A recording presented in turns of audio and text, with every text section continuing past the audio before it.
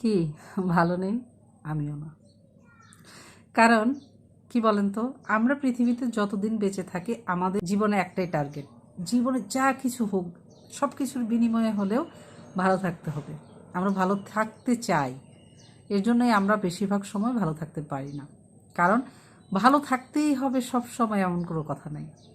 ভালো মন্দ মিলিয়ে থাকলেই বরঞ্চ জীবনে অনেক অভিজ্ঞতা অর্জন করা যায়। কারণ মন্দের সময় আমরা যে মানুষটাকে চিনতে পারবো, ভালোর সময় সে মানুষটাকে আমরা চিনতে পারবো না। তাই মন্দ ভালো দুটোই আমাদের জীবনে থাকা প্রয়োজন। তাই ভালো থাকবো এটার পিছনে দৌড়াদৌড়ি করবেন না, তাহলে জীবনে ভালোই থাকতে পারবেন না। ভালো মন্দ মিলিয়ে যখন থাকতে চাইবেন তখন দেখবেন দুটোতে বেশ আনন্দ আছে।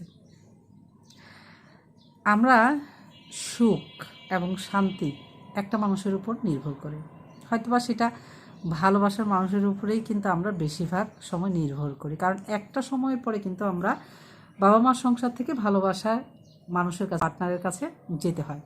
আর সেইখানে গিয়ে সে একটা জায়গার মধ্যে আমরা ঘুরপাক খেতে পারি। এই মানুষটাই আমার জীবনের সবচেয়ে ভালো থাকার মানুষ, ভালোবাসার মানুষ, আহ্লাদের জায়গা, ভালোবাসার জায়গা, সব কিছু ওই একটা মানুষকে ঘিরে আমরা স্বপ্ন দেখি। ঠিক তখন আমরা ভালো থাকতে পারি না। কেন বলেন তো? আপনার সাজলে ভালো লাগলো কি না সে বললে আপনি ভালো লাগে আপনার। আপনি রান্না ভালো হলো কি না সে যদি বলে আপনার রান্না ভালো হচ্ছে তাহলে ভালো লাগে। আপনি একটা কিছু করলেন সে যদি বলে আপনার জিনিসটা ভালো হয়েছে তাহলে আপনার ভালো লাগে। এটা ভাই কখনোই ভালো থাকা যায় না। যখন দেখবেন সে ছাড়াও কোনো কিছু ভালো লাগার বিষয় থাকতে পারে, সেটা সংসার হোক, ঘর গোছানো হোক, নিজে একটা শাড়ি পরে নিজেকে ভালো লাগা হোক, কিংবা নিজে ঘুরতে গেলেন নিজে শান্তি ফিল করতেছেন সেই ভালো লাগা হোক, কিংবা সন্তানদের সাথে সময় কাটানো ভালো লাগা হোক, তাহলে আপনি জীবনে ভালো থাকতে পারবেন। আর ওই যে পিছনের মানুষ কি বলে, মানুষ কি বলে, এই যে কথা, আমরা জীবন অনেক গুরুত্ব দিই, আমাদের জীবন ঘিরে একটা জায়গা শুধু তাদের জন্য রাখি মানুষ কি বলবে। একটা কথা বলেন তো, আপনি যখন একটা দুর্ঘটনা ঘটে গেছে আপনার সাথে, সেই মুহূর্তে কিন্তু ওই যে ওই মানুষ কি বলবে তাকে কিন্তু আপনি পাশে পাবেন না। ওই সময়টা দেখা যাবে আপনার ব্যক্তি জীবনে যদি অন্যরকম একটা অ্যাক্সিডেন্ট ঘটে যায়, তখন দেখবেন সেই মানুষটা কী করবে জানেন? আপনার পাশে গিয়ে আপনার কথাগুলো শুনে শুনে অন্যের বাড়ি বাড়ি বলে বেড়াবে। তা না হলে অন্যরকম দুর্ঘটনা হলে সেটা ছবি তুলে ফেসবুকে পোস্ট করবে, তবে আপনাকে কিন্তু সাহায্য করবে না।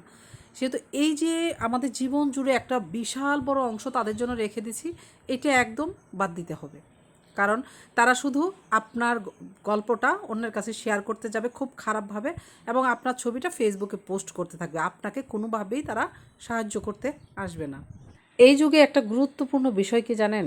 কাউকে অন্ধবিশ্বাস যে ভালোবাসা বলে মানুষ, সেটা আর কখনোই কোথাও কারো কাছেই পাবেন না।